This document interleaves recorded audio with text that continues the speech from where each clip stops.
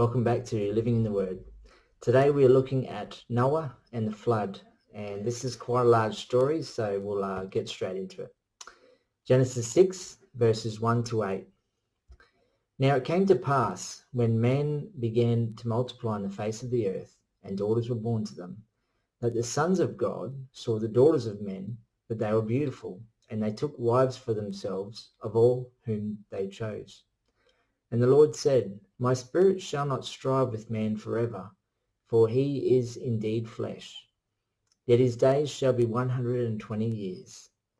There were giants on the earth in those days, and also afterward, when the sons of God came into the daughters of men, and they bore children to them. Those were the mighty men who were of old, men of renown. Then the Lord saw that the wickedness of man was great in the earth, and that every intent of the thoughts of his heart was only evil continually. And the Lord was sorry that he had made man on the earth, and he was grieved in his heart. So the Lord said, I will destroy man, whom I have created from the face of the earth, both man and beast, creeping thing, and birds of the air, for I am sorry that I have made them. But Noah found grace in the eyes of the Lord. There is a lot of debate about this portion of Scripture. So I just want to share my view. So firstly, who are the sons of God? There are two different opinions. Number one, the sons of God are the descendants of Seth, and the daughters of men are the descendants of Cain. Number two is the sons of God are fallen angels who decide to have relations with the daughters of men, who are the women of the earth. There are 3 times in the Old Testament that the same Hebrew phrase, Beni Ha-Elohim, is used.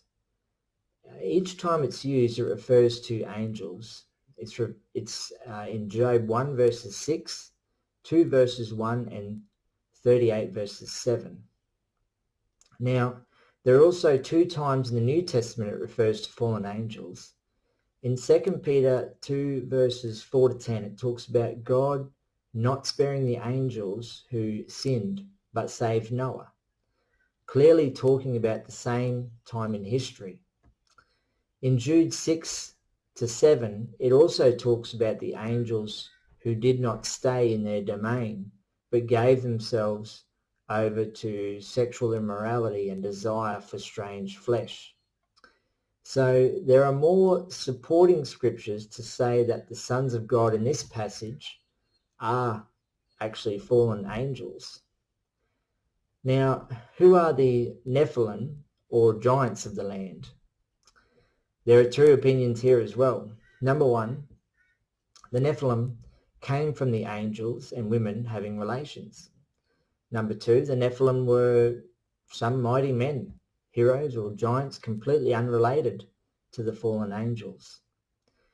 When it refers to the Nephilim in verse 4, it says, on the earth in those days and also afterward, when the sons of God came into the daughters of men, and they bore children to them.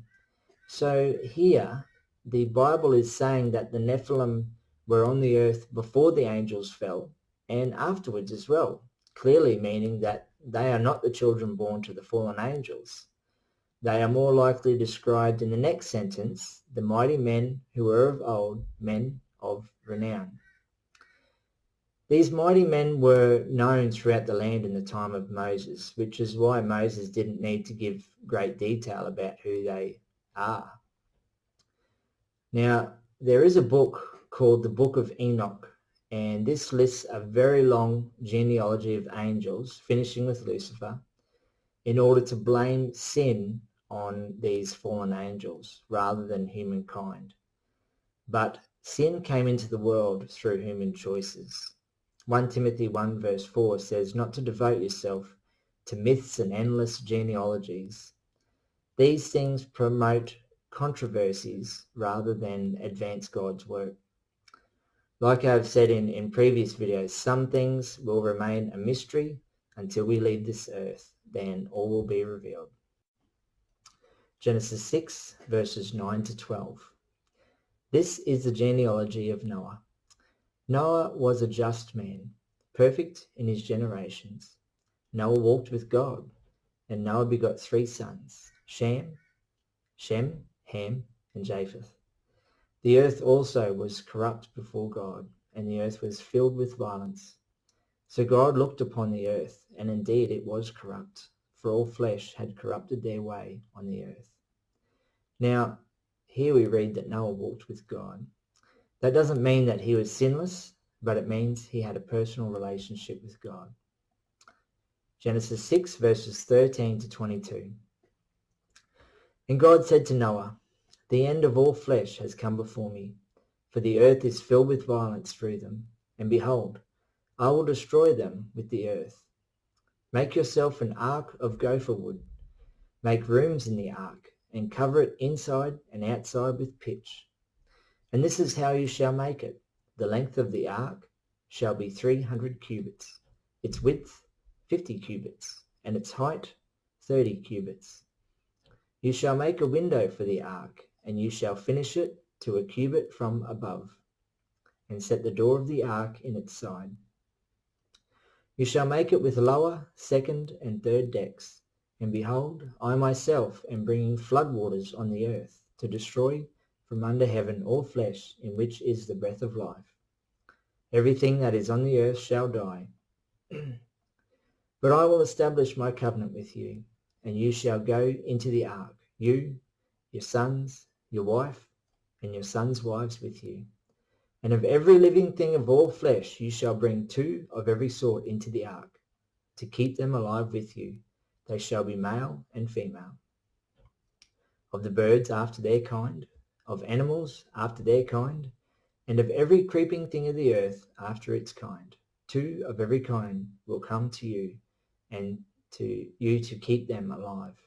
And you shall take for yourself of all food that is eaten, and you shall gather it to yourself, and it shall be food for you and for them. Thus Noah did, according to all that God commanded him, so he did. So now God reveals his plan to wipe out humankind. He tells Noah to build an ark. Now the ark would be about 137 meters long, about 23 meters wide, and 15 meters high. There would be a window and a door in the side of the ark. It would have 3 decks. Then God reveals his plan for the animals to repopulate the earth after the flood by sparing a male and female of every creature.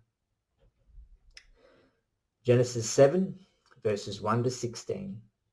Then the Lord said to Noah, "Come into the ark, you and all your household, because I have seen that you are righteous before me in this generation. You shall take with you 7 each of every clean animal, a male and his female, 2 each of animals that are unclean, a male and his female. Also 7 each of birds of the air, male and female, to keep the species alive on the face of all the earth. For after 7 more days I will cause it to rain on the earth 40 days and 40 nights, and I will destroy from the face of the earth all living things that I have made." And Noah did according to all that the Lord commanded him. Noah was 600 years old when the flood waters were on the earth. So Noah, with his sons, his wife, and his sons' wives, went into the ark because of the waters of the flood. Of clean animals, of animals that are unclean, of birds, and of everything that creeps on the earth, 2 by 2, they went into the ark to Noah, male and female, as God had commanded Noah. And it came to pass after 7 days that the waters of the flood were on the earth. In the 600th year of Noah's life, in the 2nd month, the 17th day of the month, on that day, all the fountains of the great deep were broken up, and the windows of heaven were opened, and the rain was on the earth 40 days and 40 nights. On the very same day Noah and Noah's sons, Shem, Ham, and Japheth, and Noah's wife, and the 3 wives of his sons with them, entered the ark, they and every beast after its kind, all cattle after their kind, every creeping thing that creeps on the earth after its kind, and every bird after its kind, every bird of every sort. And they went into the ark to Noah, 2 by 2, all of all flesh, in which is the breath of life. So those that entered, male and female of all flesh, went in as God had commanded him, and the Lord shut him in. So Noah was 600 years old when the flood started. The animals began to board the ark by themselves, or I should say through God's hand, as there is no mention of Noah having to go and retrieve the animals, which he's probably very thankful for. The rain begins to fall. Not only that, but the earth opens up, letting water fill the earth from underneath as well. The rains stay for 40 days and 40 nights.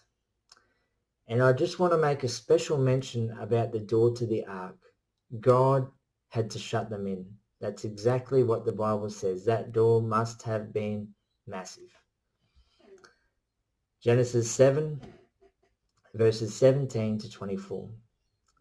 Now the flood was on the earth 40 days. The waters increased and lifted up the ark, and it rose high above the earth. The waters prevailed and greatly increased on the earth, and the ark moved about on the surface of the waters. And the waters prevailed exceedingly on the earth, and all the high hills under the whole heaven were covered. The waters prevailed 15 cubit upward, and the mountains were covered, and all flesh died that moved on the earth, birds and cattle and beasts, and every creeping thing that creeps on the earth, and every man, all in whose nostrils was the breath of the Spirit of life. All that was on the dry land died. So he destroyed all living things which were on the face of the ground, both man and cattle, creeping thing and bird of the air. They were destroyed from the earth. Only Noah and those who were with him in the ark remained alive. And the waters prevailed on the earth 150 days. In the passage we just read, it just shows how large the flood was. And not only that, but it lasted for 150 days. So there was so much water on the earth. It's just amazing. I love this story. Genesis 8, verses 1 to 5. Then God remembered Noah and every living thing and all the animals that were with him in the ark. And God made a wind to pass over the earth, and the waters subsided. The fountains of the deep and the windows of heaven were also stopped, and the rain from heaven was restrained, and the waters receded continually from the earth. At the end of the 150 days the waters decreased. Then the ark rested in the seventh month, the 17th day of the month, on the mountains of Ararat. And the waters decreased continually until the 10th month. In the 10th month, on the first day of the month, the tops of the mountains were seen. Then God remembered Noah. The Hebrew verb for remembered is zakar. And when it's used in reference to God, it actually means turned attention to. You see, God's purpose for the flood was accomplished. So he then turned his attention to Noah. God doesn't actually forget and then need to remember. And God reverses the flooding process and the waters begin to recede. Genesis 8, verses 6 to 12. So it came to pass at the end of 40 days that Noah opened the window of the ark, which he had made. Then he sent out a raven, which kept going to and fro until the waters had dried up from the earth. He also sent out from himself a dove to see if the waters had receded from the face of the ground. But the dove found no resting place for the sole of her foot, and she returned into the ark to him, for the waters were on the face of the whole earth. So he put out his hand and took her, and drew her into the ark to himself. And he waited yet another 7 days, and again he sent the dove out from the ark. Then the dove came to him in the evening, and behold, a freshly plucked olive leaf was in her mouth, and Noah knew that the waters had receded from the earth. So he waited yet another 7 days, and sent out the dove, which did not return again to him any more. After 40 days, Noah sends out a raven. There's really no explanation on why Noah sends out a raven, but the dove, if unable to find land, will come back to its point of origin. After numerous attempts, the dove finally comes back with an olive leaf before never returning the next time at all. Genesis 8 verses 13 to 19. And it came to pass in the 601st year, in the first month, first day of the month, that the waters were dried up from the earth. And Noah removed the covering of the ark and looked, and indeed the surface of the ground was dry. And in the second month, on the 27th day of the month, the earth was dried. Then God spoke to Noah, saying, Go out of the ark, you and your wife, and your sons wives with you.